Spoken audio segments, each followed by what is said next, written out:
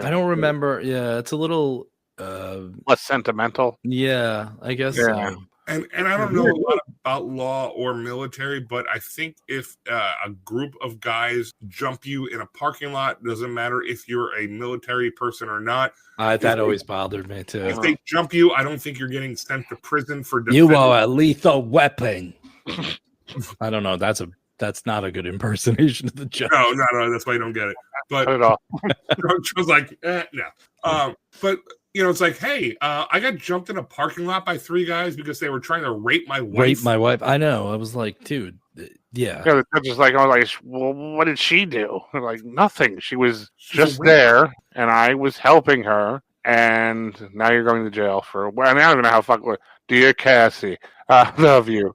I can't wait to meet you when I am out of jail for protecting your mother. Dear Daddy, I'm 6 years old. I like bunnies. Dear Cassie, I like bunnies too. I never graduated high school. Fucking bullshit. Fuck Dear that movie. Daddy, I hope one day I get to see you. Tomorrow's my 6th birthday. Yeah. Doesn't it like right? It goes like right up to the fucking. It goes like right up to when he gets out. Doesn't it go, Dear Daddy, this boy's coming home. I'm gonna get out of jail tomorrow. I go, Dear Cassie, I know, or whatever the fuck. I got my characters backwards now. John Michaels reads like, I get released. You get released on June 15th. My birthday is June 15th. Yeah, that's right. Yeah. And he kept the fucking letter. It was probably in crayon, poorly spelled. And she cheated on him. You know the wife is fucking. Oh, yeah. She was out. And she should have. Yeah. You know what? She had to blow off some steam. She's raising this kid alone. Yeah, by herself. Met the dad. And he's in there having Did she go visit him? No, he wouldn't let him. He wouldn't let anybody. He said, "Don't let her visit me because I don't want her to see I don't want her to see her daddy." daddy. My mullet. Yeah, that's good. To be an absentee father, that's cool. Like.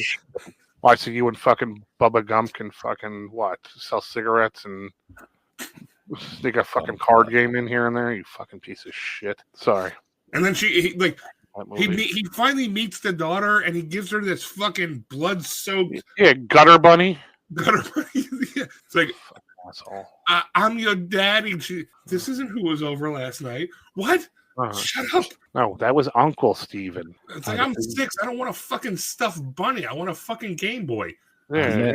I meant to get a haircut or whatever he says. I'm sorry that I smell like 3 days worth of body odor. And I'm covered in blood. I'm sorry that I just made a man's head explode on a whatever the fuck that thing was. The walking overpass.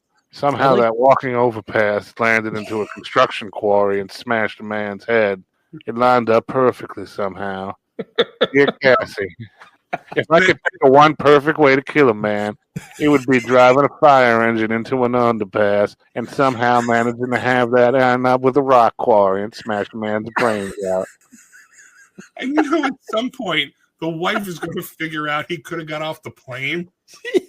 Like, why didn't you just get off when you told them? They tell her that. They're like, he had a chance to get off the plane. She should have been like, what? And he would have been like, nothing.